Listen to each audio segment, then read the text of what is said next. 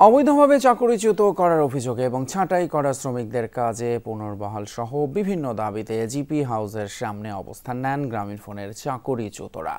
সকাল থেকে এখন পর্যন্ত রাজধানীর ভাটারা থানাধীন প্রতিষ্ঠানটির প্রধান কার্যালয়ের সামনে বিক্ষোভ করছেন তারা। চাকরিচ্যুত এবং অধিকার বঞ্চিত গ্রামীণফোন শ্রমিক ঐক্য পরিষদের ব্যানারে কয়েকশো ব্যক্তি বিক্ষোভ কর্মসূচিতে বিভিন্ন দাবির পাশাপাশি তারা মুনাফার ৫% বিলম্ব জরিমানা সহ ন্যায্য পাওনার দাবি জানান।